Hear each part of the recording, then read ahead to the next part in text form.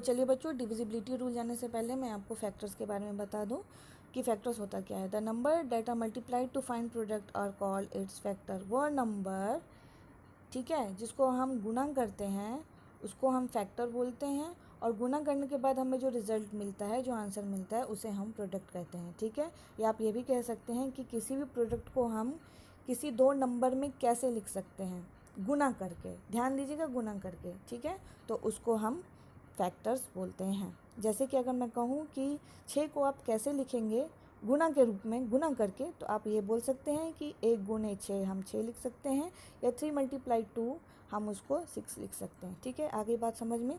तो चलिए अब चलते हैं डिविजिबिलिटी पे। तो हमें इसकी ज़रूरत क्यों पड़ती है, वाई वी नीड। ठीक है, तो helpful in the finding factors of A given number. ठीक है, किसी भी नंबर के फैक्टर्स को जानने में ये हमारी मदद करता है।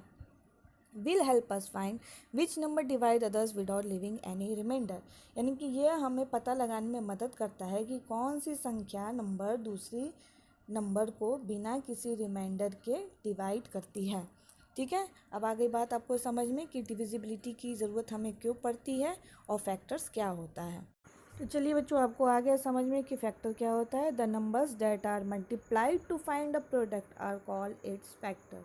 ठीक है, अब इसको आप बार बार देखेंगे और समझेंगे। जैसे कि फैक्टर्स ऑफ 8, अगर मैंने कहा कि 1, 2, 4 और 8 जो है फैक्टर्स ऑफ 8 होगा, यानी कि सिंपल है 1 multiplied by 8 is equal to 8, 2 multiplied by 4 is equal to 8, और उसको अगर आप रिवर्स कर दीजिए, यानी 8 multiply 1 is equal to 8 and 4 multiply 2 is equal to 8। तो फैक्टर्स ऑफ 8 आपके हो जाएंगे, ठीक है, 1, 4, 2 एंड 8। ओके, तो चलिए, और यहाँ पे कुछ एग्जांपल्स मैंने दे रखे हैं कि फैक्टर्स ऑफ 2 क्या होंगे।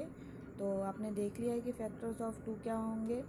ठीक है, 1 और 2 होंगे, और 8 के भी मैंने बता दिया है कि 1, 2, 4 एंड 8 होंगे।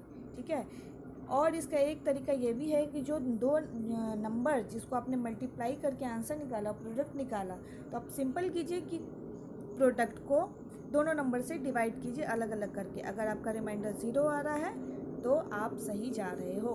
ठीक है, चलिए बच्चों, मैंने आपको फैक्टर्स के बारे में बता दिया है, और अब हम चलते हैं डिविजिबिलिटी रूल पे। और आज मैं आपको नंबर 2 के बारे में बताऊंगी कि कैसे आप बड़े बड़े नंबरों को देख के बता सकते हैं कि ये 2 से डिवाइड होगा कि नहीं होगा। ठीक है, अब जैसे कि कंसिडर कीजिए कि बहुत डिफ़िकल्ट बड़े बड़े नंबर होते हैं, लाइक 1132, 12134 एंड ऑल। तो बहुत मुश्किल हो जाता है, मतलब लंबा प्रोसेस हो जाता है। आप उसको डिवाइड करोगे स्टेप बाय स्टेप, तो वो एक लंबा प्रोसेस हो जाता है। अगर आप डिविजिबिलिटी के रूल्स को फॉलो करते हो तो आप उसको देखते ही तुरंत पहचान जाओगे कि हाँ, ये इससे डिवाइड होगा कि नहीं होगा। तो आज हम नंबर 2 के रूल्स को लेकर आए हैं। ठीक है, तो नंबर 2 के रूल्स ये बताते हैं कि लास्ट डिजिट जो है आपका 0, 2, 4, 6, 8 होना चाहिए। ठीक है, और इवन नंबर होने चाहिए। इवन नंबर किसको बोलते हैं? A number which is divided by 2 with no remainder. ठीक है, तो उसको हम इवन नंबर बोलते हैं। तो सिंपल है कि डिविजिबिलिटी बाय 2 क्या होते हैं, आप समझ गए हैं कि उसका एंड जो है, यानी लास्ट डिजिट जो है, किसी भी बड़े बड़े नंबर का लास्ट डिजिट जो है 0, 2, 4, 6, 8 होना चाहिए। आपको कोई ज़रूरत नहीं है बड़े बड़े डिवीज़न करने का, बस आप दिए हुए नंबर के लास्ट नंबर को देख लो। अगर वो 0, 2, 4, 6 या 8 है तो आप समझ लो कि वो